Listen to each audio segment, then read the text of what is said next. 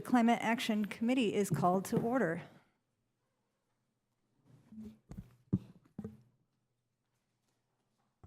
Sorry. Okay. Member Bierce? Present. Member Hodges? Present. Member Larson? Here. Member Lieberman? Here. Member Melgen? Here. Member Rose Shears? Here. And Chair Vahil McClanahan. Here. All right, we're going to start with the land acknowledgement. The City of Albany recognizes we occupy the land originally protected by the Confederated Villages of Lishan. We acknowledge the genocide that took place on these lands and must make strides to repay the moral debt owed to this indigenous people, specifically the Ohlone tribe.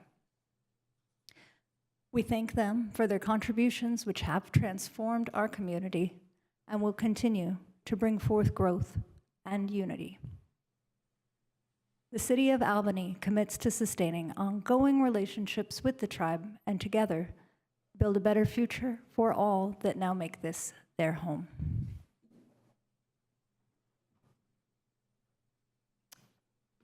We're going to move to item 2 on the agenda, which is the approval of the November 19 minutes.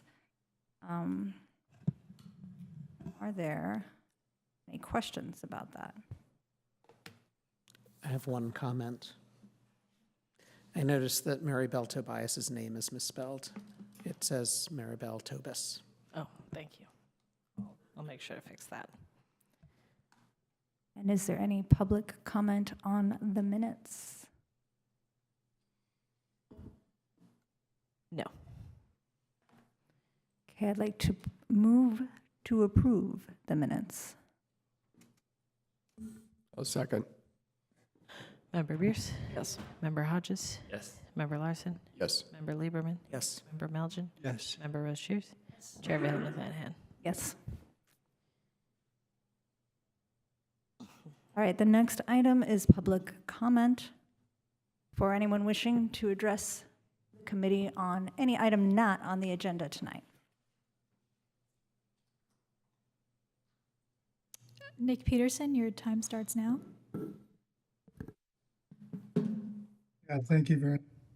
Appreciate you allowing me to speak. Nick Peterson with Albany Climate Action Coalition.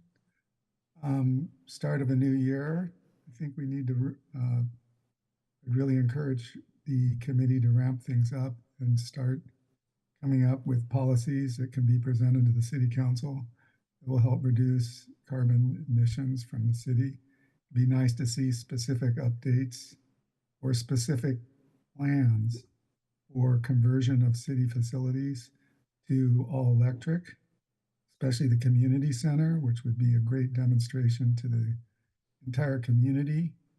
Albany as a city is committed to making these conversions.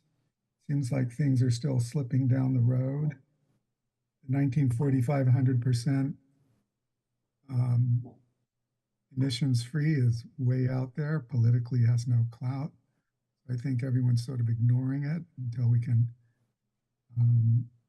get a little closer, which is not the way it's supposed to work. The way it's supposed to work is we're doing as much as possible now, because as we get closer to the date, it'll be even more difficult to make rapid changes. Now we need to start implementing policies that will ramp up, such as requirements at point of sale to do at least some sort of energy efficiency and electrification upgrades. Just stating that, well, those will just all happen because of Bay Area air quality mandates and stuff will change and another 10 years it'll all be taken care of, is not the way to approach this.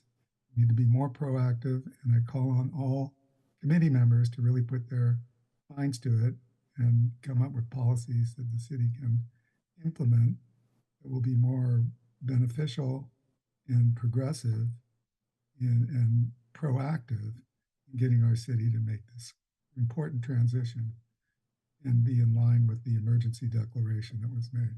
Thank you very much. Lucinda Young, your time starts now. Good evening, everybody. This is Lucinda Young, Albany Climate Action Coalition. I just have a few comments at I believe it was the last committee meeting in November. The committee passed a recommendation to City Council for a EV charger rebate available for owners of apartment buildings, if I'm recalling correctly. And subsequently, I had a discussion with another ACAC member who I believe also I met with Michelle and talked about the possibility or the suggestion that this rebate not just be available to apartment building owners, but be available to renters as well. There is a state law that mandates that a renter is permitted to install his or her own EV charger at his or her own expense. So I don't know if that's been, Michelle, if that's been thrown around already. I know the recommendation to the city council was already passed. I don't know if it's possible to reconsider it, revise it, expand it or whatever, but I wanted to throw that out as a possibility. And second, I'd love to get some more details from Michelle about SB 1221's, the CPUC, as probably some of the committee knows, selected two priority decarbonization zones for Albany in their November decision, which I understand is just a proposed decision. I don't know if it's permanent yet, but I would love to have some more information. Michelle, I believe you went to, may have gone to a seminar or webinar this week. I'd love to know, when these zones become permanent, when the proposed decision becomes permanent, and what's the significance of Albany being identified, of Albany being selected for these two decarbonization zones? What is the significance? What, if anything, can the city do or citizens such as Albany Climate Action Coalition can do to perhaps get more zones identified? And what can we expect from PG&E as far as funding once these decarbonization zones are identified? And what kind of time frame are we looking at? When can we expect something to move on this? Anyway, I'd love to have either tonight or some future meeting some background if you could share your knowledge on that. Thank you.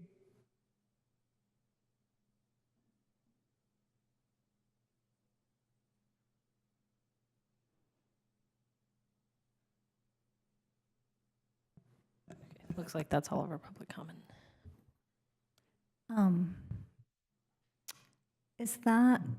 Do you feel like those are questions you can respond to now, or would you like to do that? Yeah, I'm happy to talk a little bit about the SB 1221 question in the announcements section. I was planning to give a little brief overview of that, so I can talk about that there. And then, yeah, in terms of the renter EV rebate concept, that's something that was kind of envisioned and described to me just very recently by a member of the community. I haven't really kind of dug into the specifics of that yet, but if there's interest, it's something that we could talk about. I think the basic idea is that could be a rebate that would be for individual EV charger installs that's given to the renter rather than the owner, and the renter is paying whatever the other cost is for the install, which they're legally allowed to do in the state of California. So that's kind of the concept. Yeah, like I said, it's just kind of a new idea that's come up, so I haven't really spent any time with it, but definitely something we could talk about in the future. And, if there's interest in that, you guys could let me know in future agenda items. Also something at like agenda setting meetings we could talk about and stuff. Thank you. Okay, we have no presentations tonight. So we're going to item 5.1, which is an update from our subcommittee about the CAP goals. And just as a preview, as we're going through this, the next item after this is subcommittee review, where we can discuss whether we're going to sunset any of the subcommittees that we have and whether we're ready to start new ones. So it's something to keep in mind as we have the discussion about this item. Thank you for putting my janky slideshow on. Sorry, guys, I don't have There we go. Got it working. graphic design here. I think I'm gonna do most of the talking, but will you just chime in whenever you want? Okay. So this is a report back from a subcommittee that was formed in September, and we're wrapping up as of today, to address the question of whether we ought to change our goal date for reaching net zero emissions in Albany. That date is 2045 in the Climate Action Plan. I believe we also wanted to get feedback on anything else to update, and the date was right. one of the items. Yeah. That's right, you're right. It got more broad than that. Whether the plan in general needed updating was a question that we brought to a lot of different people over the last few months. So we currently have that date set at 2045, and another useful piece of background information to keep in mind is that in 2024, we recommended that the council adopt a climate emergency declaration. So kind of weighing those things in your mind, that date and the state of emergency, which was passed by the city council. Next slide, please.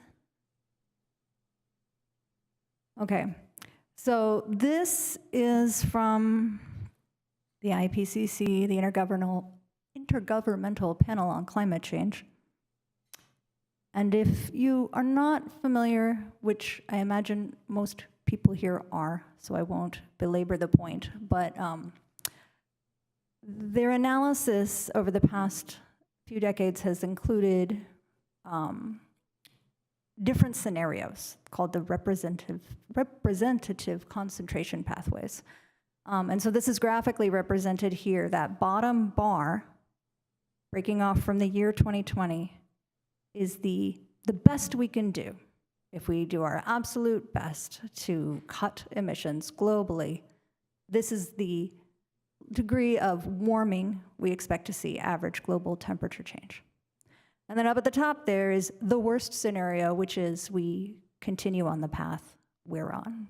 Status quo, no improvements.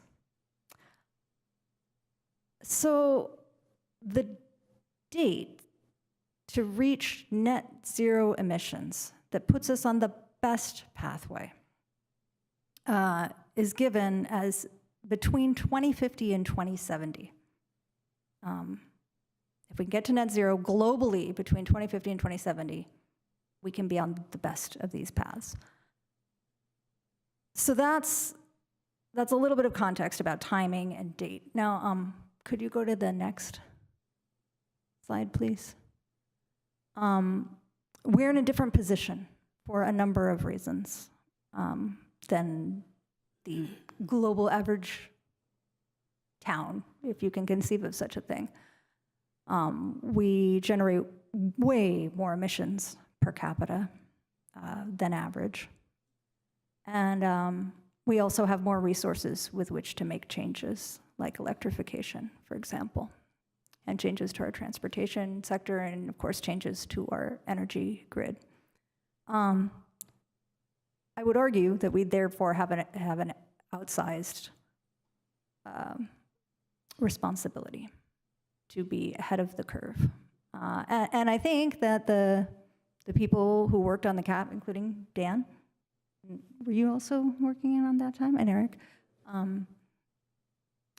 They knew that. And they set that goal in a place that was ahead of the curve. So in asking about the question of the date in particular, I'm going to go into this a little bit more about who we talked to and what they told us.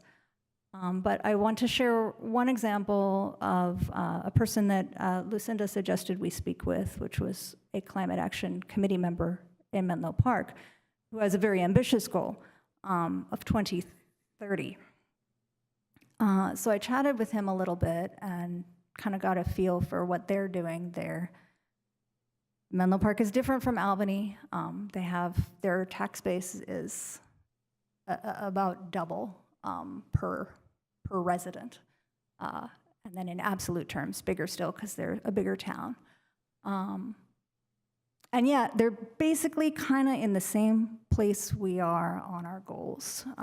They basically were able to commit to cut their overall emissions in town by half by switching their energy mix and trying on all fronts to get that other half done, but it's slower going and also facing a lot of the same logistical obstacles that we are facing here. So that's only one case in point of one town with a different goal. So we were able to talk with a lot of people, with some staff members, with some electeds and some former electeds, and the sense I feel we got was their perception, and we did not speak with everyone, is that climate action needs to happen as quickly as humanly possible and really more quickly than that. And the people with whom we spoke stated that whether we kept the date, whether we changed the date, that sense of as fast as we can would remain. So it was not particularly material what the date said. But then there's sort of a question behind the question. It might be addressed on the next slide. Let's see what's on the next slide that I made a month and a half ago. Which is, why are we getting requests to advance the date? And I think it's a perception that there's a lack of urgency with the work getting done or of prioritization of climate action. We have heard concerns that there can be silos within the city. And so sometimes decisions get made that do not prioritize emission reduction. That's a different sense than I got speaking with staff, because we have a fairly small city. So these silos per se are not like different, they're not even different rooms. There's not whole departments working in other rooms or buildings. There are conversations happening. That's a qualitative answer, but it's one to take into account.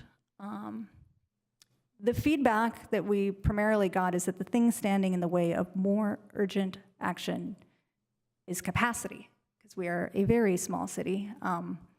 We're an urban village. We have very limited capacity, both in time and funding.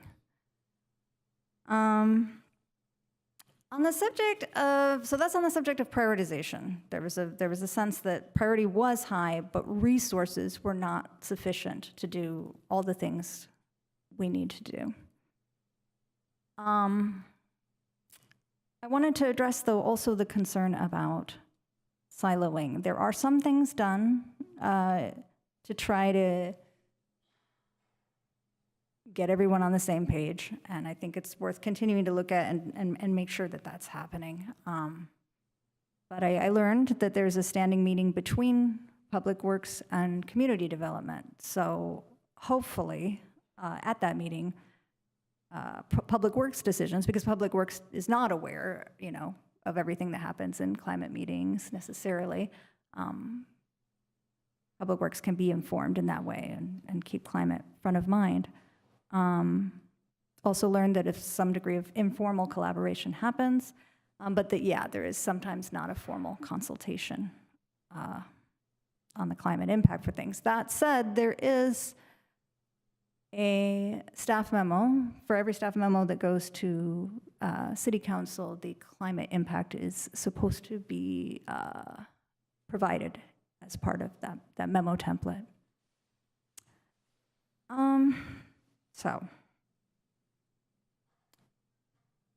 Can you go to the next slide, please?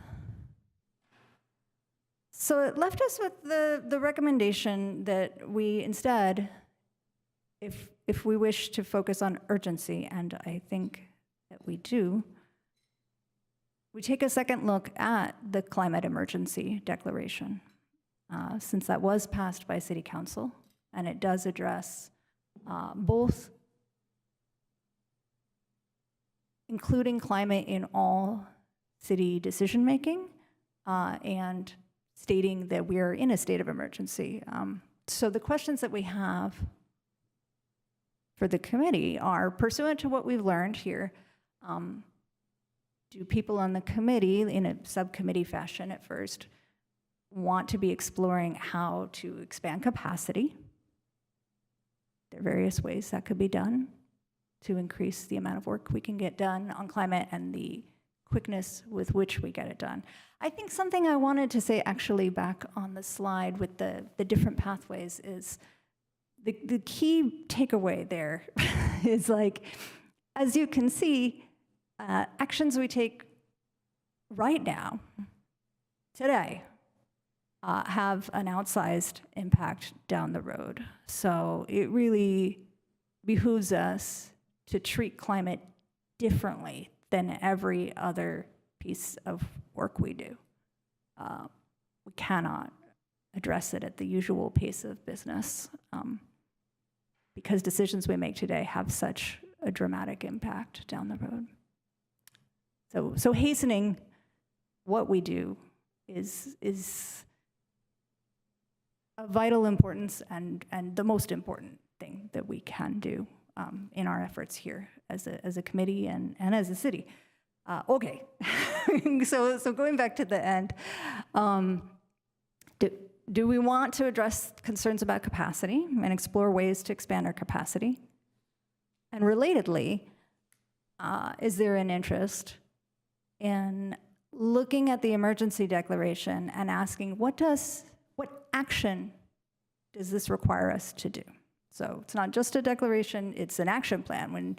When a governor declares a state of emergency, an action plan follows. There's somebody managing the emergency.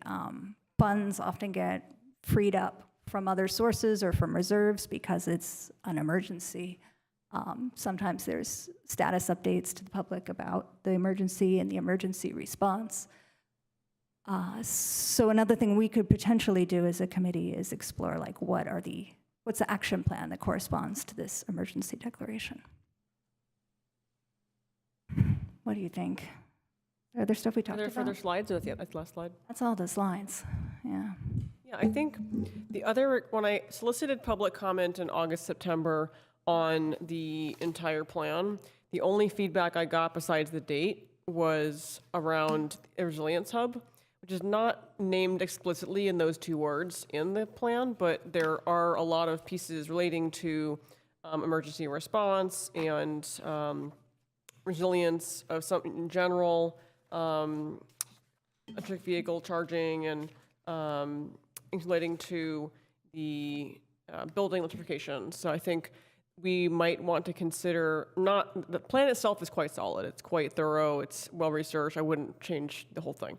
I think we might finesse a couple things around the edges relating to adding or updating one line here and there, and making a resilience hub part of the plan, because that's something that the Republic has requested. It's related to the emergency declaration. It's an emergency plan, and it meets multiple goals. There's a recent local hazard mitigation plan update that City Council discussed this past week relating to stormwater, and then you have all these other extreme weather events, and there's a lot of intersectionality between emergencies and climate. So that could be a focus for research of addressing that as a subcommittee or with regard to the plan updates. So that's another topic. Okay, thanks. Yeah, so that's our report back, and I'd be interested to hear if there are any questions.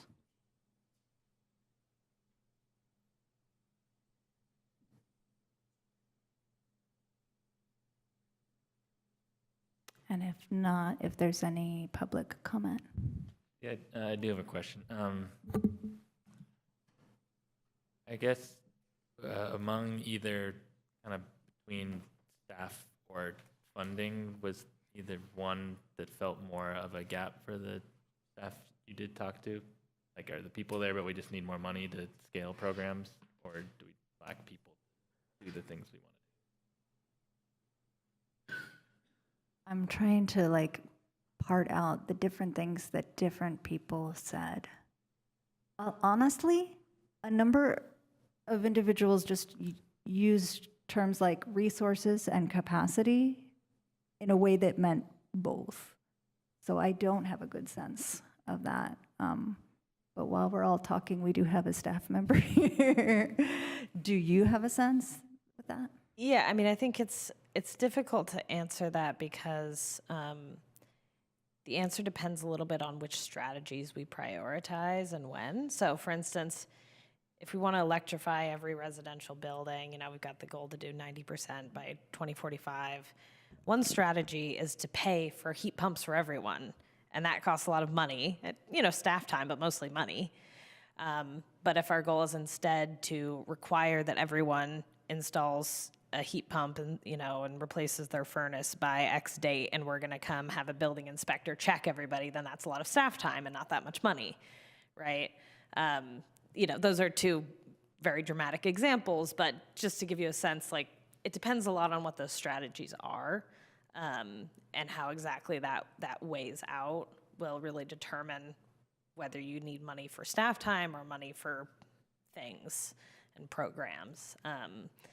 So, yeah, I think it sort of depends, but it comes down to dollars in the general account at the end of the day, right? Yeah. Yeah, I don't know if you recall, but when we first met Dina, when she came to speak with us, there was a thought that perhaps we could add another staff member, and we were pretty excited about that. So I asked her when we were looking into this, you know, what's the status of that? And yeah, the budget outlook is not as great as hoped. So they are in a sense of a piece. If we get more funding, we could get more staff.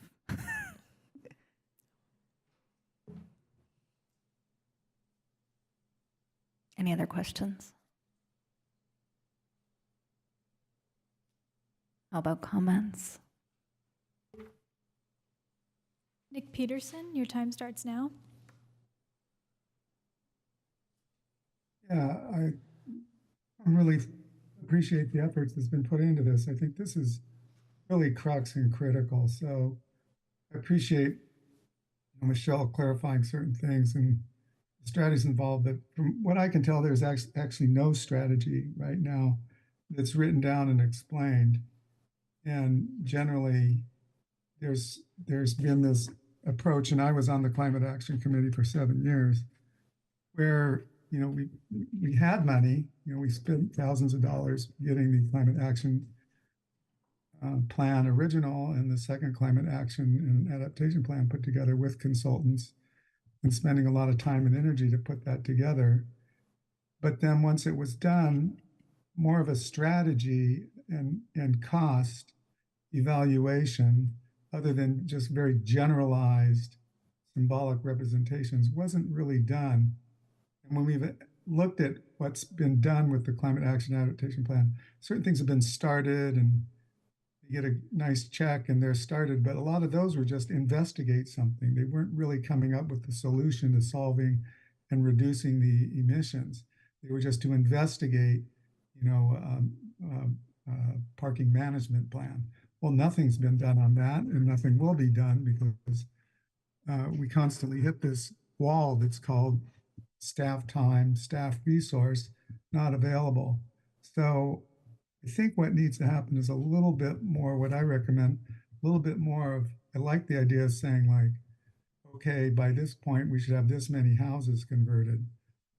If you don't even know how many houses are converted, how do you even know where you are in the plan? So then you need some kind of evaluation system that you bring in, which seems like, the point of sale would be at least a framework to start that.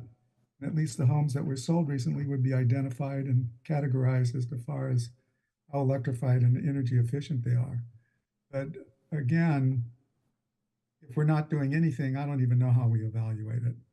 So it would be nice to see a strategy outlaid, a rough strategy, rather than just, 70% by 35, 100% by 45. We're never going to get to 100% anyway, so we all know that. Probably be great if we could get to 80%.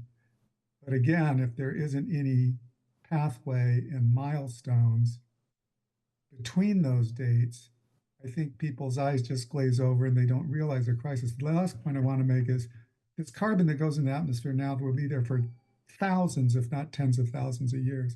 You can't get it back out very easily. So it's really important we stop it now. And if we can't do it, we can't expect others to.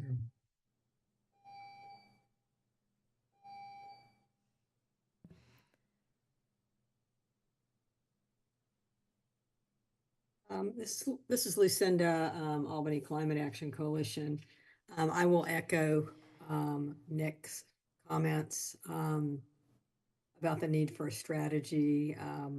One of my concerns about, what I'm hearing is that a lot of people don't think that the particular date that we have identified is very important. My concern about is that the date is used to measure our progress. We get periodic reports, hey, we're on target. And there's already a huge amount of inertia around climate action. And when the public gets a report, oh, everything's looking great, we're on target to reach, with the 2045 date, it just reinforces that inertia. So that's my concern. In relation to this, I was going to bring this up during new agenda items, but I think it's kind of relevant here on, one of our big problems is trying to reach this inventory of homes in Albany that are extremely energy inefficient. Just an example, there's a rental on my block. It has zero insulation, it has no heating. The tenant has to heat the house with, electric plug-in, electric space heaters. And Albany just this January 1st started an BSO, an energy, passed an energy ordinance that requires, it's a point of sale. At point of sale, certain updates have to be made to buildings. That would be a starting point. And I was going to bring that up during new agenda, something that we need to look at, but we really need to look at some way to reach this inventory of homes. And I also just want to comment on the remark about siloing. My personal observation has been there is quite a bit of siloing around climate action that happens in this city. The incident that comes to mind most vividly is the parking enforcement vehicle. Perfect opportunity to buy an electric vehicle. Climate Action Committee, sustainability staff wasn't even aware it was happening. The police wanted to just go with the same old, and they recommended another gas enforcement vehicle to the city council. It's a perfect example of siloing, and those kind of things are happening too much in the city. As small as we are, there is a siloing problem. Thank you.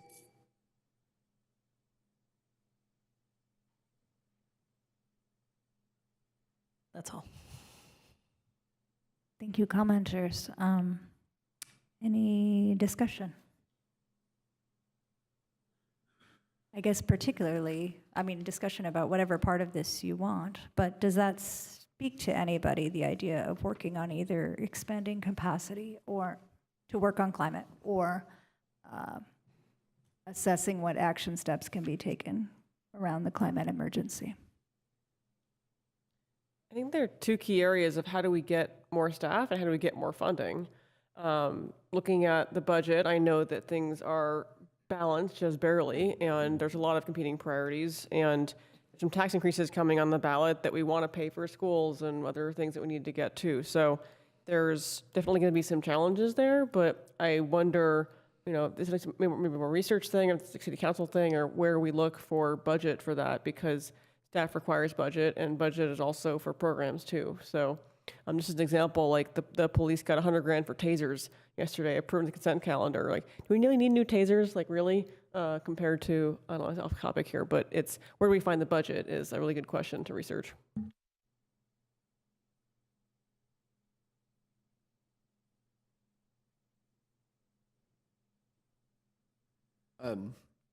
I was just thinking about the fact that the climate, as Nick or somebody I think said, the climate action plan was a pretty well done document and laid out a lot of the things that need to be done. And I was there when we updated the climate action plan, and one of the frustrations was we didn't quite get to the implementation plan, and that's always been kind of a frustration. And you know, it shows up again and again. And I think that this committee and Michelle have done a lot of work on trying to find tactical things that we can do to implement and push things forward as tests to see if this would work, if that would work, if that would work. But there's hasn't been a dedicated team. I mean, it almost seems like it should be like a dedicated team of staff people that are solely involved with implementing the climate action plan. And so I was thinking about what you just said about budget. And, you know, in the corporate world, you make a case for something. You say, this needs to be done. And then you go and you sell your case for that. And then people find money because they buy into that. So I wonder if, I was just jotting notes while you were talking. And in terms of another subcommittee, I've been involved in trying to find ways to communicate the climate action plan to the city. You know, the residents we know what needs to be done. The residents need to electrify transportation and buildings. I mean, that's like two of the biggest things that need to be done. But getting people to do that super hard. So I won't go on too much longer. I just was thinking about maybe a subcommittee based on researching and identifying or proposing a position that would be something like a communication and coordination staff person, and then making that case so strong that the city, and we take it at city council and say, this is needed to enact the climate action plan, which is a emergency. And, you know, maybe just try that. I'd be willing to be on that subcommittee to form that position, definition, you know, do some research on what that could be. So that's just, I'm open to thoughts about that, but.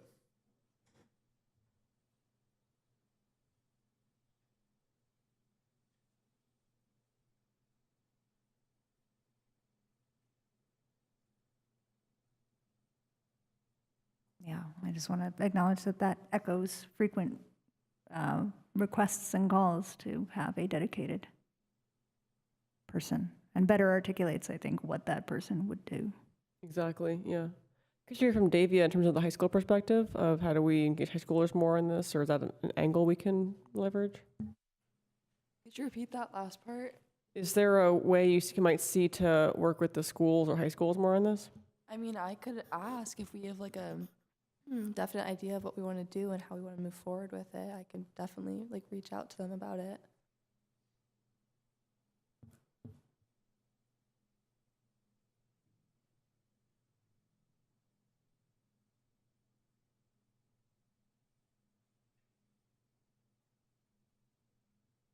I think, well, yeah, first, thank you for that presentation. I think getting at the question behind the question was more important than the date in the end. So I think I agree with the recommendation to spend more time on resources than the date. I think, yeah, I do think it's something worth for the committee to look into in some form of a subcommittee. I think I'm still not totally convinced like a central manager is the best role. I'm not saying that it's not, but I want to be to that first, like conversations with the rest of staff or others working on it.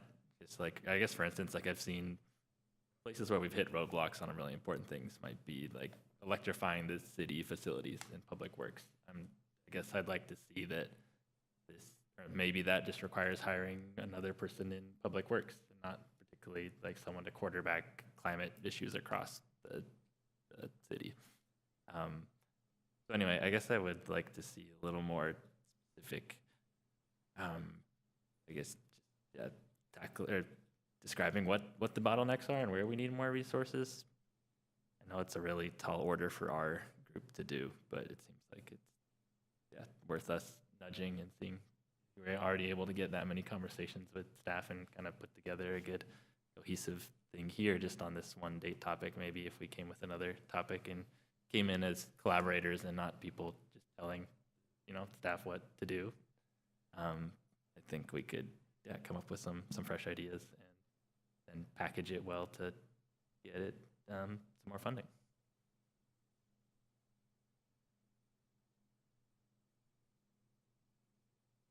Yeah, I think a reasonable scope, it sounds like, just to clarify that further, is what's the job description for the person doing this work? And what budget do they need, not just for their salary, but the pensions and the whole benefits package, plus the budget to take action? And then we need somebody in the finance department to be a partner here, like who's a budget or finance expert. I'm not a finance person, to find that money. And that might be a political question around like what's not getting funded if we're funding this again. So I think that's a really good point to think of. Where do you find those resources and researching what they work on and then what they need to be successful? I think, kind of to Eric's point, that part might be out of scope for us. We don't have to actually worry. We don't have to worry our pretty little heads about that. we have to give advice about what is pragmatic and what is needed. They don't. I hope I'm not stating the case wrong, but I don't think they're too concerned with what we think of the budget as it stands and what should be done to it, because that's kind of out of our scope.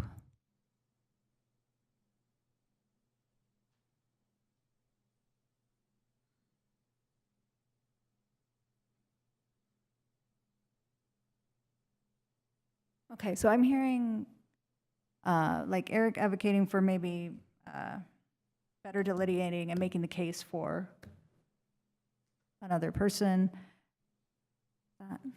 Yeah, and to be clear, I wasn't advocating redoing the climate action plan. I'm thinking this is an implementation. This is a communication. This is a find out what it takes to move the needle on residents doing these actions.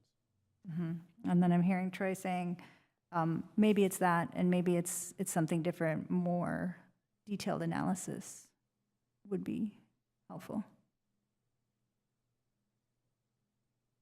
Yeah, I guess I just want to make sure that the role we're suggesting is actually meets the bottlenecks.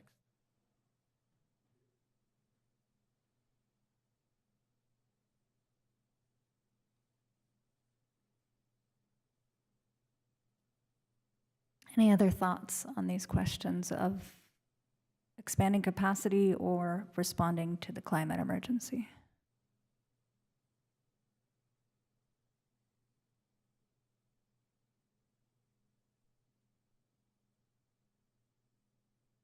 Well, I think that's it for that item. And that gives us some leads to go on for the next item. Mark, did you want to say something? Yeah, maybe the climate action plan should be revised numerically to reflect what the Bay Area District has passed regarding phasing out residential gas furnaces, because that really does seem like it's going to move the needle. And maybe that was envisioned in the plan when it was drafted, but I kind of doubt it. So if that rule sticks, then that's a BFD.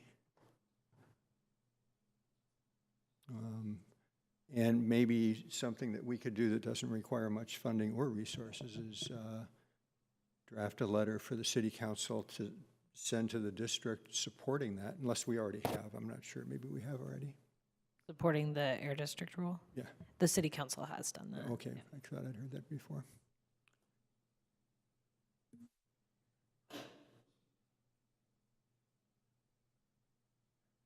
Yeah, that's a good point.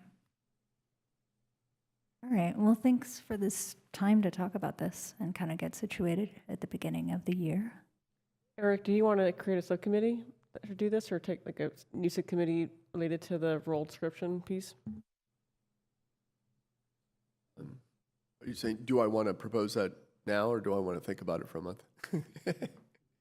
Yeah, no, I'd be interested in creating that subcommittee to investigate building a case for a staff person to, for better words, implement the action plan. I move that we create a subcommittee for that purpose of creating a staff role description, and I'll join it as well. I'm gonna second the motion.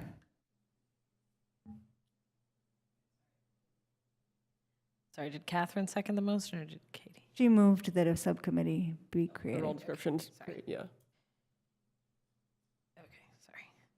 Okay, Member Bierce? Yes. Member Hodges? Yes. Member Larson? Yes. Member Lieberman? Yes. Member Melgen? Yes. Member Rose Shears? Yes. Chair Vail McClanahan? Yes. Anyone join the party with me and Eric to talk about the role description, or anyone else? We can have a subcommittee of 3 at most, so just want to invite and extend an invitation. Maybe keep it in mind too as we go to this next item. Anyone who is not otherwise on a new subcommittee might want to join that one.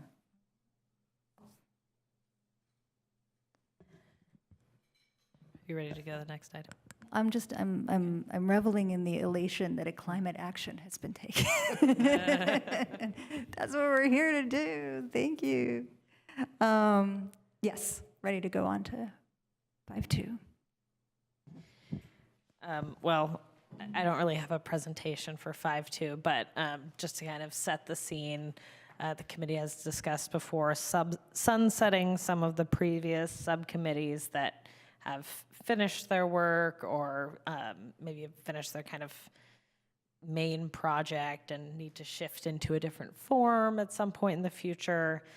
So this item is, first of all, to decide which, if any, subcommittees to sunset. And then also there was a request to think about goals for other subcommittees, either for now or in the future.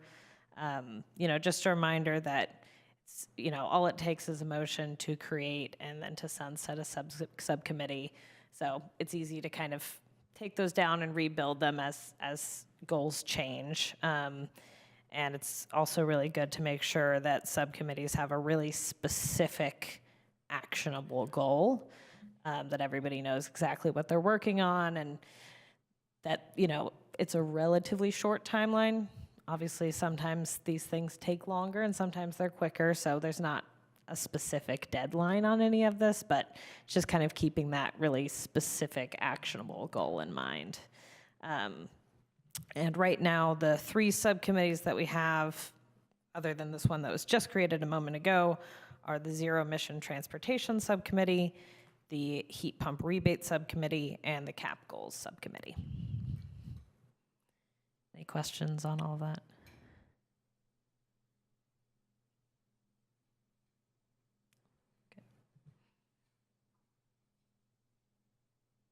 Do we have any comments from the public?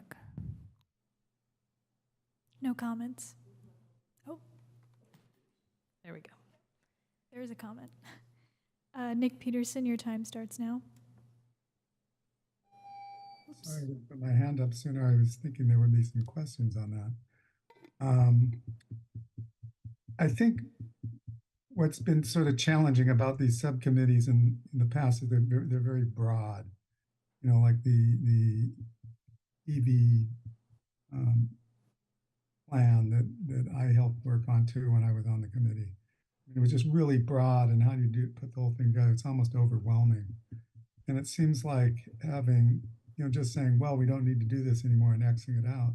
There could be facets of that still need to be pursued, in which case it makes sense to sunset it, but then bring up something more focused, such as, I really like this idea of supporting tenants in buildings to get some sort of rebates if they put in their own charge system. or even do it for them, as long as they have an electric vehicle and have an immediate need. I think something along that, which I had never thought about, would be really good to pursue and get to the city council. There could be other ideas like that too. So I just get a little worried that if something's checked off, like, well, that whole large group of things is done. Again, there's this issue of data, understanding whose homes are converted to all electric, how far along are people, and how do you track that and then reach out and encourage ones that are low income or whatever to do this. Seems like there's a need to reach out region-wide, not statewide, to establish something like that, because trying to do that in Little Albany, even just for Little Albany, would be a huge sort of IT task that then would take up, again, a lot of staff time, and then how do you maintain it and what processes do that? Where it seems like this is something that should be state mandated, or at least county mandated, or maybe our community aggregator mandated, that, you know, when homes go through certain changes or, you know, are sold or remodeled, they get analyzed and put into this database. Anyway, I think there's a lot of a need to get very more specific when these subcommittees are set up. Thank you.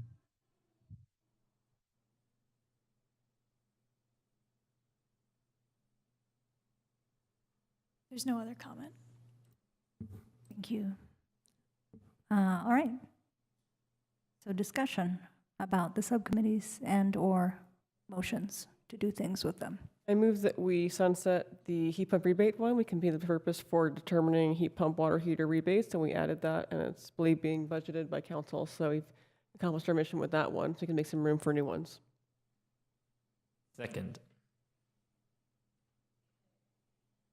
Member Bierce? Yes. Wait, Oh, sorry. all right. The subcommittee, there was a heat pump rebate subcommittee? Yes. Oh, okay. Any other questions or comments? Member Bierce? Yes. Member Hodges? Yes. Member Larson? Yes. Member Lieberman? Yes. Member Melgen? Yes. Member Rose Shears? Yes. Chair Van McClanahan? Yes. I move that we sunset the Climate Action Adaptation Plan Goals Subcommittee, because its name is too long.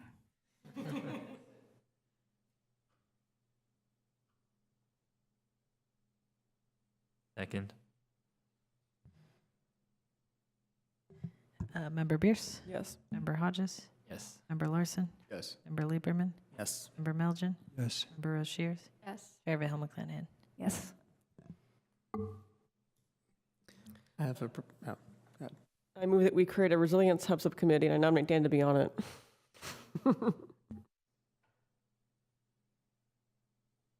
What would be the scope of that?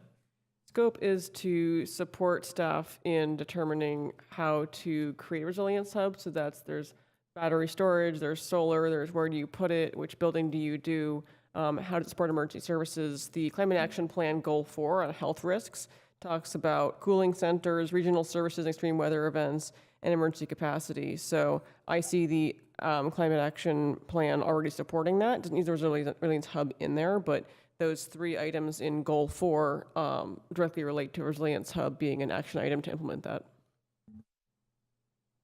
So like, how do we help get Michelle what she needs to make a hub happen? And maybe that's not necessary. Maybe that's already in the plan, you know, that she's working on. But it's been something that's the community's requested, and I believe there are some battery-related rebates or some sort of rebates available. I'm not an expert on the battery piece, but there are ACAC volunteers who I'm sure would love to talk more about this in detail, about how do you go about making Resilience Hub reasonable.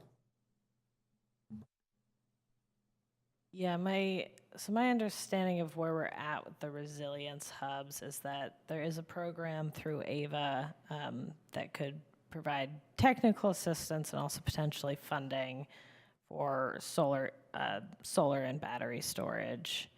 that, you know, the city is interested in pursuing. And mainly we need public works help on the kind of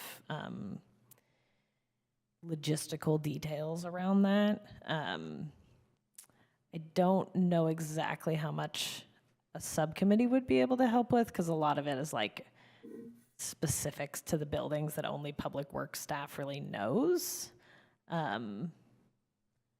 So maybe there's something I'm not imagining there. There's the bottleneck. There you go. We found the bottleneck. So. Yeah, I'm not, just kind of initially coming to mind, I'm not sure exactly what a subcommittee would be able to help with there. But yeah, I mean, maybe there is something. I think, you know, I'm not 100% remembering where this is at with council. So maybe there's something to try to, you know, push it up on council's list there. Yeah, I'm not totally sure what the best strategy for that is. So it sounds like maybe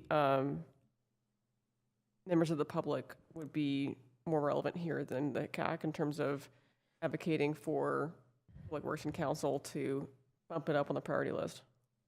Yeah, potentially. Yeah, it's always difficult with public works because they have a lot on their plate, and a lot of things that are like emergencies to deal with and flooded streets and that sort of thing. So it can be difficult to like prioritize longer term stuff. I mean, that, you know, they're working on a lot of longer term projects already, so it's not that it's not happening. But yeah, it's a challenge and a bottleneck for sure. But yeah, that's definitely one route to go, is just, you know, public advocacy for prioritizing the work.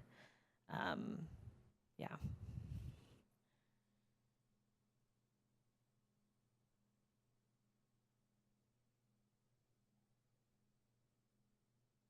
Not hearing a second on that one, I also want to look at the zero emission transportation piece of that one. So it sounds like EV charging, or maybe we can rename it, or the transportation, if you want to rename it to EV charging subcommittee, or have the purpose of it be focused around researching rebates not only for the owners, but also for renters, or otherwise optimizing for action there. So I guess renaming it as EV charging subcommittee, and looking at public charging versus multifamily charging and who the rebates are going to, or is there any, can someone help me refine that one? Could I make a comment? I'm really interested in Resilience Hub. I'll go back to that later, but I got a lot of data on that, actually. I got electric loads and gas loads and so on, so I can talk about that later if there's a good time. On EV charging, Ava Community Energy has a program now where they will install, own, operate EV chargers, provided that the municipality provides site access for free. So you've probably heard me talk a lot about EV chargers on Masonic Avenue. And given my sense that the real issues there are like legal leasing land, things like that. So I contacted Peggy McQuaid, and she said that she would assign somebody somewhere in the city to look into whether it would make sense to approach Ava Energy and BART to somehow have the city obtain some form of access to that land and then offer it to Ava Energy. So I just thought I'd mention that Peggy is doing something about that. I'm not sure what.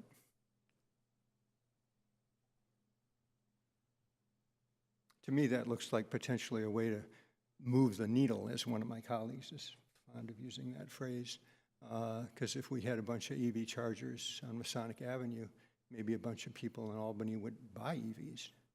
Anyway, just I wanted to let you know that thing's going on.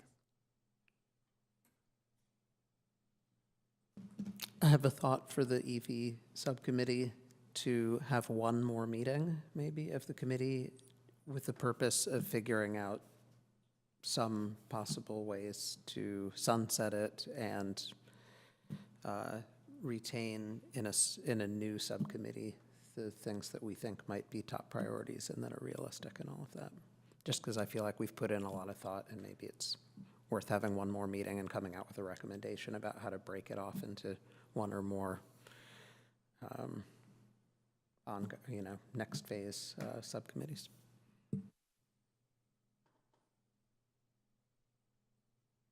Yeah, I'd be in favor of that. I think that we've done, like you said, we've gotten actually a lot done. And there's a couple of pending things that especially you've been working on, Troy. So yeah, one more meeting and I'll probably step off of that one, kind of kind of excited about this new thing, so. Yeah.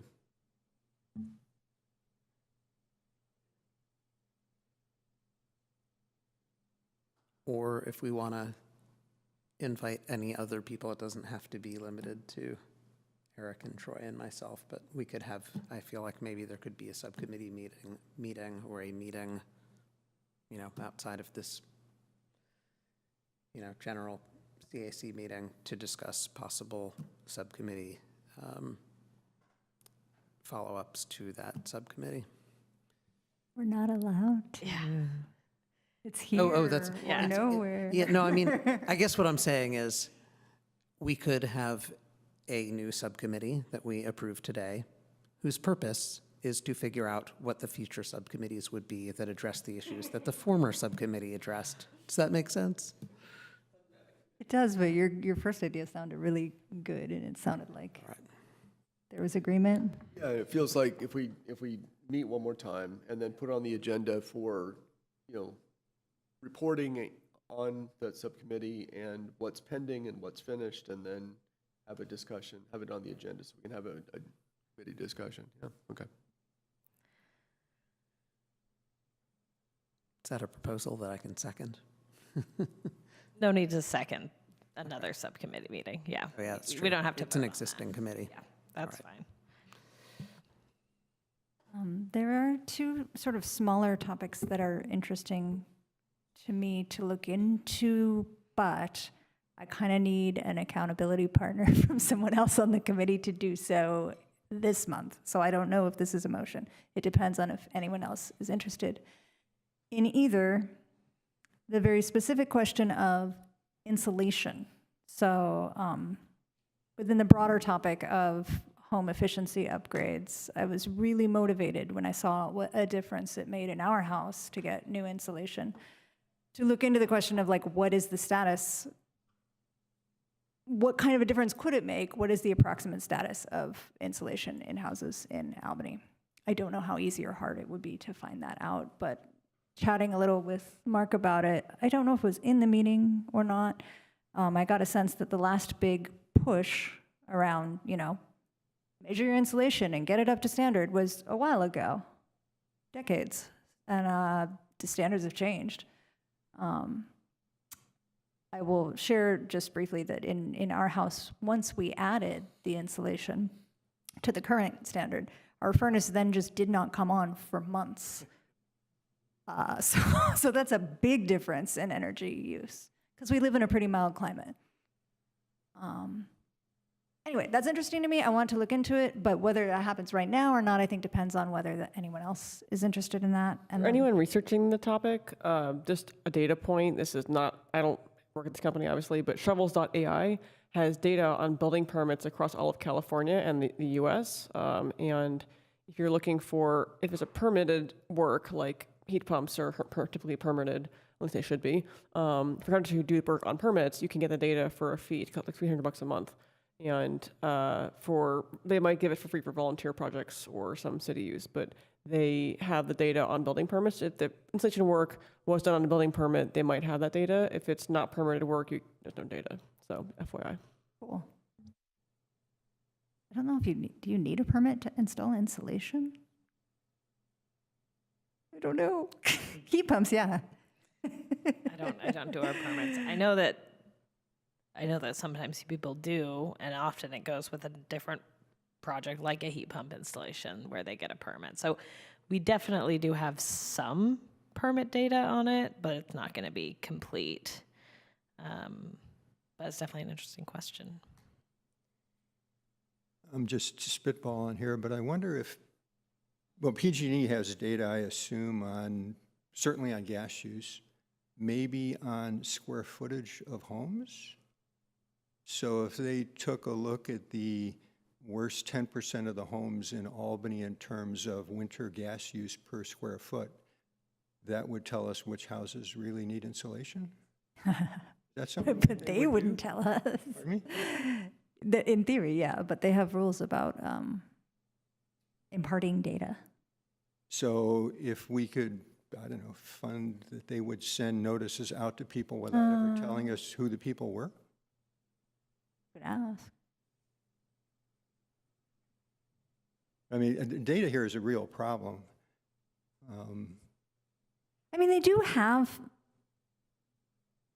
I don't want to get too much into the weeds. They do provide with your PG&E bill and login and stuff like that. They give you unsolicited feedback on your energy consumption and how it compares to what they call similar homes. And I don't know if that's square footage or location or both. I haven't paid a utility bill in decades because my wife always does it, so Yeah. I didn't know that. I didn't know that. Yeah, yeah, they do that. The other thing was something that commenter Nick brought up, data gathering on the status of electrification. That kind of goes hand in hand with that. Like, it's also a question of looking into permit data and any other information we have. To me, that sounds interesting in and of itself, to be able to set goals and targets based on, where are we now with electrification? But I don't have a good sense of feasibility there.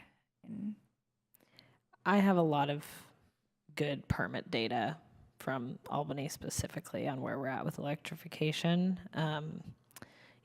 I provide updates on that every year in our, our CAP KPI presentation, but I also have some more detailed stuff that I don't go into usually in that presentation. So there's a fair amount of data there.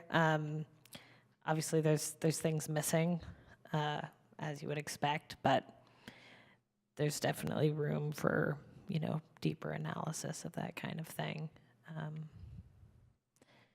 Yeah, I would have to check. There's going to be some limits on what I'd be able to share publicly, but, I think, the broad numbers are shareable, so. And that would be numbers of like heat pump permits. Yeah, like I couldn't share addresses, for example, but, how many heat pump permits versus furnace permits were pulled in this period of time and, that sort of thing. I might be able to get into like what type of permit it was, if it's just mechanical or is it a home remodel or, that's what I have to look into, but there's a fair amount of data. Cool. That doesn't sound like a subcommittee. That just sounds like part of the KPIs. Anyone interested in working on the point of sale question? I know there's a lot of that would be very spicy around, say, realtors in particular. For anyone who's interested in a spicy topic, could be very interesting. I know Berkeley's working in Berkeley, or it's not working in Berkeley. I know Portland, Oregon has a required like rating system. Like your home is an A, you're an F, or like a 1 out of 10, like a numbering system. No one wants to be an F, right? So kind of engaging with a little bit of friendly competition there, like the framing of how you have a rating could be relevant.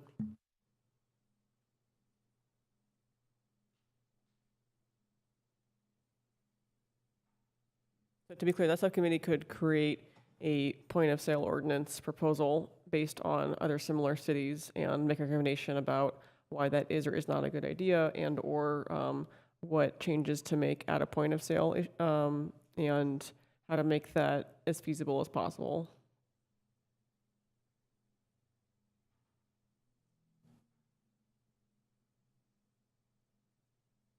I will say that the reason why I'm not jumping at that is not that it's not a good idea, but that what I have heard from how it goes in Berkeley is that the pushback is significant. And the sense I get usually when we propose that the city do something that might, say, incur a costly lawsuit, it's not a very popular idea. Which is all not to say that it shouldn't be pursued, but just personally speaking, I'm not sure if that's what I want to do.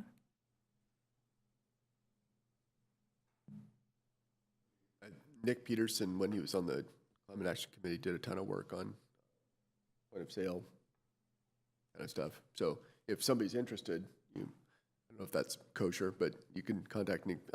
Nick, I'm sure you were going to raise your hand pretty soon, so I'll just say it for you. So anyway, if anybody's interested in that, Nick would have a ton of information about that and passion.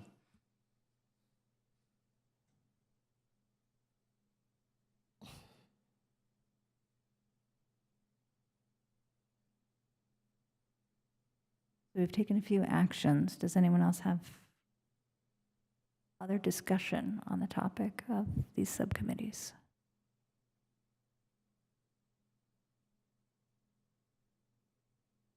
I encourage folks who aren't on a committee already to it doesn't have to be 100 hours of work. It can be as simple as 2 lunch meetings in the course of 2 months. It doesn't have to be overwhelming. It's kind of whatever you make of it. So for anybody who's hesitant about joining a subcommittee, it can, again, it's flexible.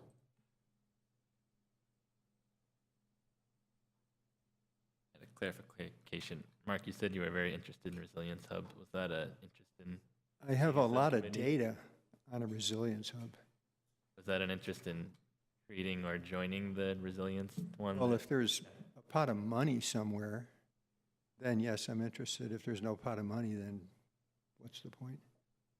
And that's just a factual question. I don't know what the rebates are like or anything like that. Is that something that could be sent around? Is there some document from Ava Community Energy that says what the program looks like? Yeah, I haven't looked at it in recent enough times to know exactly how much detail it goes into. I think they're still working out the kind of fuzzy edges right now, but they're definitely offering technical assistance in terms of figuring out what's feasible and how much it would cost. As far as I'm aware, the specifics about how much money would be available and under what conditions is not entirely worked out. Maybe if I can take less than a minute to give some data, would that be okay? I'm not sure if that's not okay. Okay, forget it then. That's all right. Well, I mean, I think that it sounds like the action plan vis-a-vis that is help with the bottleneck by advocating. So I would say, Mark, if you have data that helps people who want to advocate, please share it. Okay. Well, let's see. Thanks to Jane Wu, Tom Rust provided an estimate of solar generation if the parking lot at the community center was covered with solar panels. And that works out to be 195 megawatt hours per year. And then the electric load there is 80 megawatt hours a year. And the gas load, if served by heat pumps, would add to that, make it about 100 megawatt hours a year. So if we electrified the community center library and covered the parking lot with solar panels, we'd end up with an excess of about 100 megawatt hours per year to sell. And at a really crude wholesale electricity price of $50, that means it would generate revenue of about $5,000 a year. That's just kind of the scale of things. Now, is that good enough? Not good enough? I really don't know. And I'm happy to send that data around if anybody wants it. Thank you.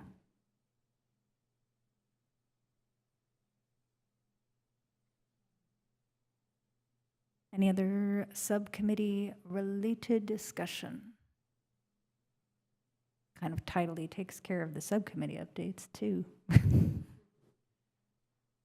Okay, let's move on to item 5.3. It's time to elect a new chair. I'm really excited about this. It's been fun. I'm excited about this. Okay.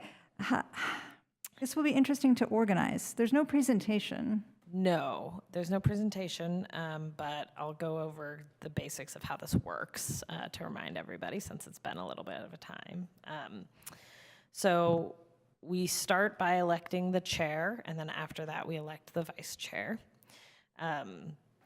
Technically, chairs and vice chairs are allowed to serve consecutive terms, but generally it's encouraged that we mix it up. Anyone can nominate someone for chair.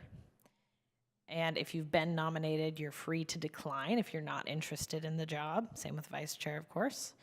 You don't need a second for a nomination. It's just a simple nomination. Once we've gotten all the nominations, we'll then vote on each one in reverse order. So the last person nominated is the first person we vote on. And the first person to get a majority of yes votes gets the job. So if the first person we vote on gets 4 votes, then we're done voting. That person is chair. Then we do the same thing for vice chair. And what's the role of each? The role of each, excellent question. So the chair and the vice chair both join me for an agenda setting meeting each month before we set the agenda, obviously. We talk through the future agenda items that have been requested, other things coming up, staff priorities, all these things, talk about what we should talk about when, and sort of how to arrange that. They're really speaking for the committee in terms of what seems like a priority for the committee to put on the agenda. And then are those meetings daytime, evenings? I've seen not weekends, but like timing of those meetings. Generally, they're during work days, during normal working hours.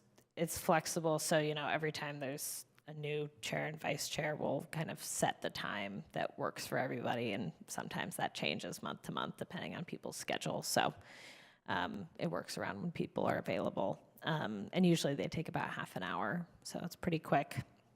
And then during the meeting, as you've seen Katie so masterfully show an example, the chair runs the meeting, calls it to order, kind of helps encourage everyone to speak and direct the discussion, does that type of work. And the vice chair subs if the chair is missing during a meeting. So those are really the main roles. Anything I'm missing, Katie and Troy? Yeah. Yeah. Any other questions about the jobs or about the procedure for election? No? Okay. We can take public comment before we go for it. I don't know if there will be any. Neither, but if we do, let's do brief, like 1 this is minute. a 1-minute comment. Okay. Okay, we have 2 people, so we'll do 1 minute each. Lucinda Young, your time starts now. Yes, and just to clarify, is this for suggestions, or is for nominations, I'm assuming is the purpose? Is that right? The public actually can't nominate, but you can Suggest. comment and suggest. Okay, sure. So I just want to really thank Katie for doing such a terrific job. And I think this is her 2nd year in a row, if I'm correct. I think you're doing a terrific job, but I do think that the responsibility, I would be tempted to say I'd love you to do another year, but I think the responsibility needs to be rotated around. So I'd love to see Dan. I think Dan would do a terrific job, and as chair, if he would be willing to take on that responsibility. And Troy's been vice chair. I think he would also be excellent to, since he's served as vice chair. So I would suggest one of the 2 of them. Thank you.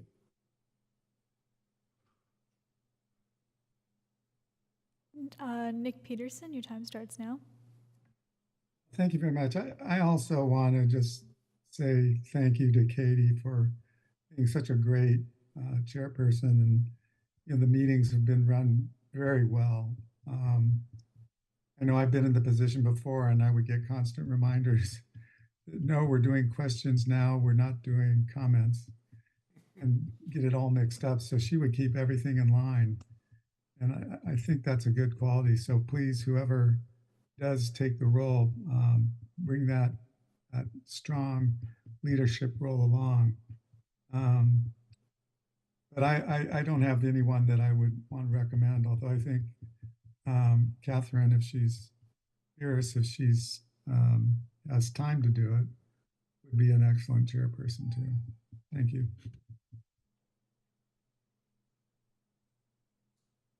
That's all the comments. Thank you. Okay. Time to make nominations.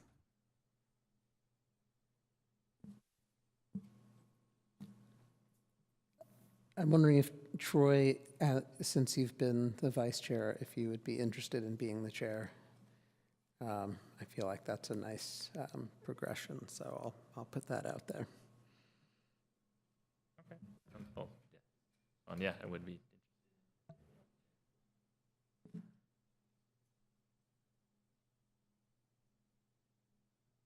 That was also a nomination that I was going to make, so okay, now we know that Troy is interested. Other nominations? I'd like to nominate Catherine for vice chair. Sure, I'll take it.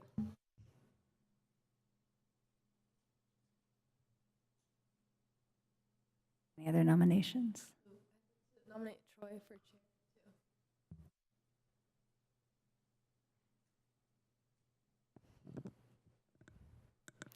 Other nominations?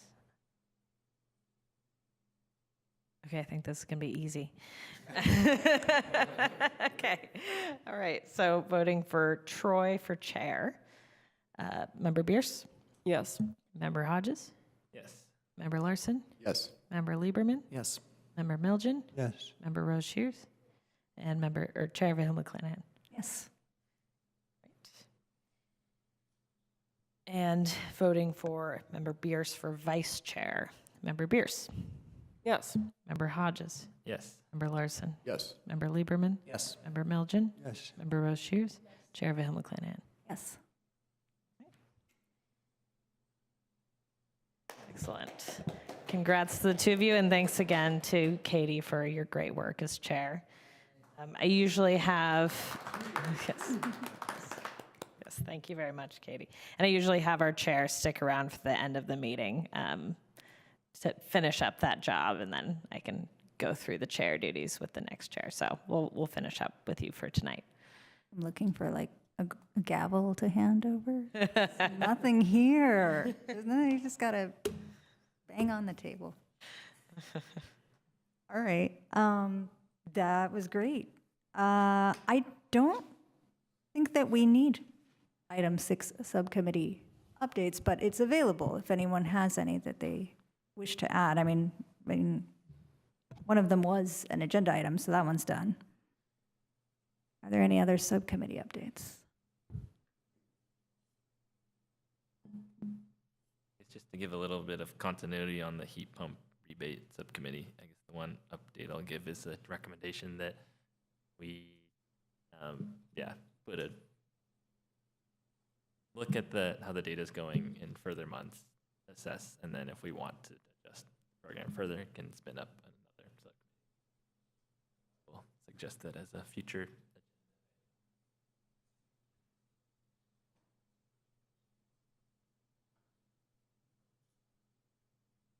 That would be an agenda item to like assess the current usage of the program. Yep. Yeah, especially on the water heaters, how we're doing, and we had some initial questions of if we had set the levels right, so it'd be good to see how it's doing if we want to change that.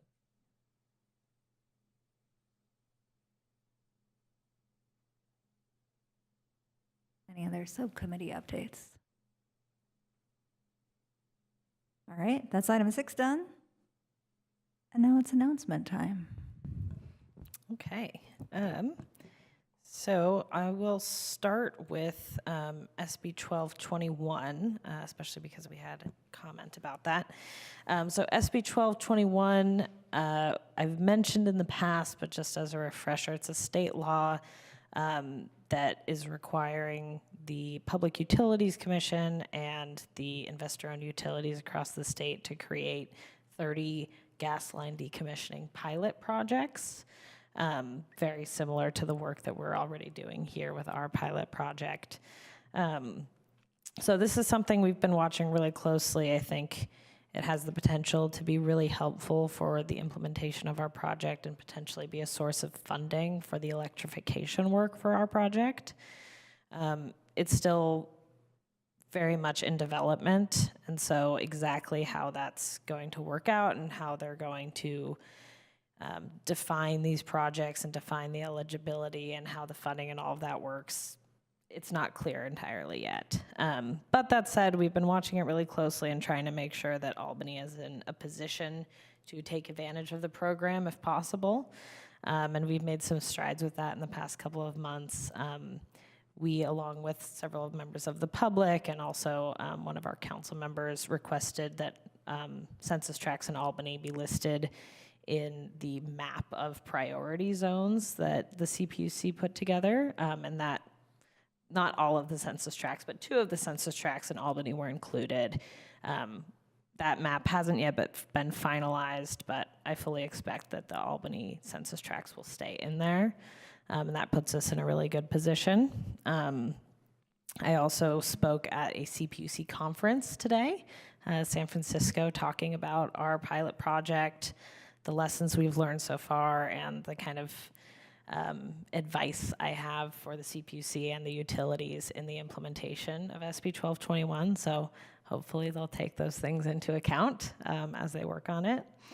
And yeah, looking into the future, there are a few utility workshops that are going to be held in the next few months that I plan on attending, and also keeping in touch with the contacts that I have both at PG&E, the CPUC, the CEC, just to, make sure that we're continuing to align ourselves with where the program is going. And then in July, by July 1st, I think it is, of this year, the CPUC has to create the rules for how the pilot projects are designated and chosen. And then after that point, the utilities can choose specific pilot projects. So, we're looking several months down the line still before any of these things get set into stone. But, we're continuing to watch it. And I have increasingly high hopes that it'll be a helpful program for us. But, of course, we'll see how the cookie crumbles. But it's all good news so far. So that's one announcement, and then another one just related to an event happening in Albany. This was sent to me by the ACAC. The Rotary Club, ACAC, and Albany Library are hosting an event this Sunday, January 25th. They're screening an award-winning documentary called We're All Plastic People Now. And also doing a facilitated discussion and a Q&A with a panel of experts, and this will be held at the at the library from 2 to 4 p.m. Sunday, January 25th. Couple events I want to share as well. Recology does tours for the public of where SF's trash goes and composting and recycling. It's pretty cool to see if you haven't. I'm planning to go to one of the upcoming events. They have public tours on the 28th of January and February 11th, and the Recology website has more throughout the year, on Wednesdays, I believe, for the public. And there's a February 1st Plant the Rain workshop on how to create rain gardens in your own landscaping, as well as March 29th, the Bioneers Conference has a native plant landscaping workshop in Sebastopol, as well as the Bioneers Conference is the prior Thursday to Saturday, so that's March, I believe, 26th to 28th. In Berkeley on sustainability and other events. Keep an eye on the East Bay Natives Garden Tour if you're interested in showcasing your home electric appliances, native plant landscaping, rain gardens, EV charging. They're always looking for hosts for that as well. tomorrow night, wouldn't it be great if I had brought a flyer? I believe it's 5:30 to 7:30 is a city transportation open house kind of event. And the purpose of this event is for the public to come and share their priorities regarding the active transportation plan, the walk and bike plan. So that's a really good opportunity. It's tomorrow night. It's 5:30 to 7:30. It's definitely in the Albany E-News, but I don't know if it's in this building or in the community center. It is in the community center. Thank you. There was a question at the beginning of the meeting about the funding associated with SB 1221, with the sites that they choose. Do you know anything about that? Not as much as I would like to. It's somewhat shrouded in mist to me. It appears that the utilities will pay for some of the work or will fund something and maybe can recoup some of those costs through ratepayer funds. But it's not exactly clear how all of that works. I'm not sure whether it's been decided or not, or if it's just not being fully explained. So I'm not entirely sure. Thank you. I think you had already addressed all the other questions that got asked about that.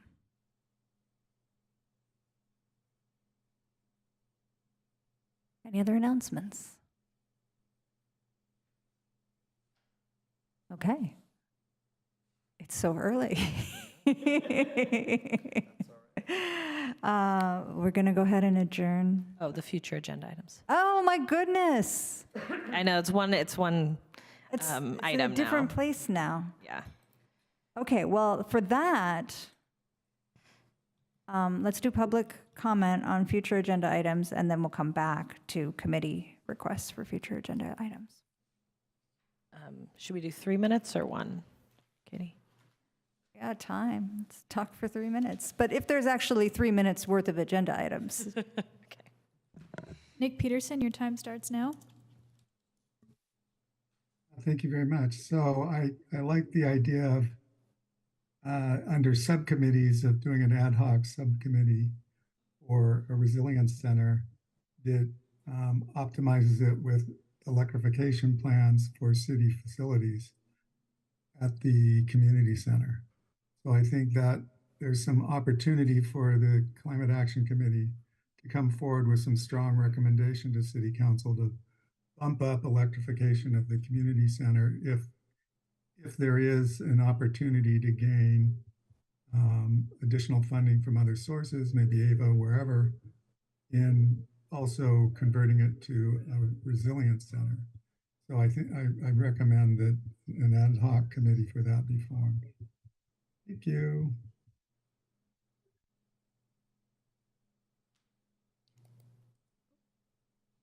Lucinda Young, your time starts now. Thank you. Couple of things. Katie had mentioned insulation, and I want to support the importance of promoting insulation in our buildings, perhaps through a rebate program. I'm not sure, I haven't really thought about how to do it, but it's a really important, it's like the best bang for your buck for energy efficiency. And as I mentioned before, we've got a home on our rental on our street, zero insulation. I think there are a lot of homes in Albany that are extremely poorly or completely or non-insulated. And I'd like to see that. And we've really focused on electrification, which is really important, but electrification is expensive. And before we resort to electrification, the first step is to do some really good insulation on your home. So I'd like to see that explored. Also, in discussing the subcommittee that deals with electric electrification of transportation, EV chargers. There's been a lot of discussion at city council meetings in the last couple months about public EV chargers. And there has not been a report yet. I understand that they're going to be giving us a report soon. I know Mark had mentioned that he had spoken with Councilmember McQuaid, and that he thought something was going on there with the city putting in EV chargers. But the city manager has been quite clear that they want to focus on encouraging businesses to install public EV chargers and promoting that, and that the city would not be installing EV chargers. So I wanted to just point out there is supposedly a lot happening, and there is supposed to be a report. The city manager said that there will be a report soon on the progress that they have made. Another agenda item, I know there was some discussion earlier about Berkeley's new emissions savings ordinance. There was some hesitation and express that it could possibly lead to litigation. I don't think that's a good reason to shy away from looking at this. I know Berkeley spent years studying this and coming up with this ordinance. It is new, but it's a very good way for us to try to reach this inventory of homes. So I would love to see that looked at as a future agenda item. Thank you. No further comments. Thank you. Okay, future agenda item requests from the committee. I'll just second those. There's land center, installation, EV charging, and point of sale ordinances. I don't have the bandwidth to join a committee on that. So I'm on a committee already, but wanted to support that as well for ideas. There were a few points made in today's meeting about the status of Ava Community Energy's Resilience Hub program, and I would suggest that Michelle reach out to Ava. The person would be on JP Ross's team, but I can't remember who it was. I'm sure Alex or Kate or someone who you're in touch with would know, and have them come and present with the status update and allow for Q&A.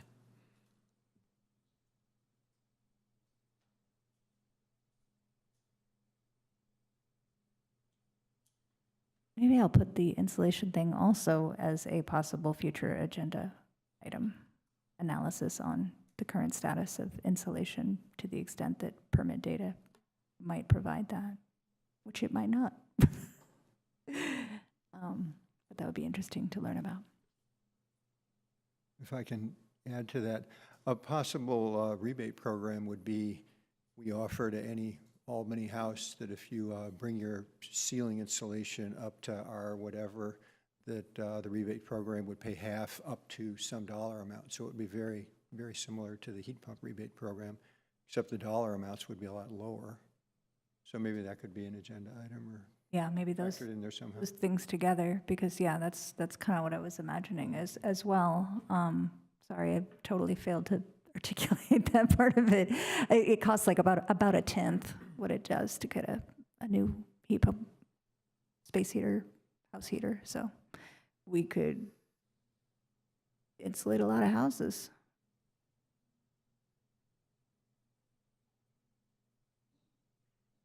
Now that we're on the right section too, I'll just put my note about the heat pump permit review, both the space heating and water heating, to see if we're happy with the revisions we made to the program.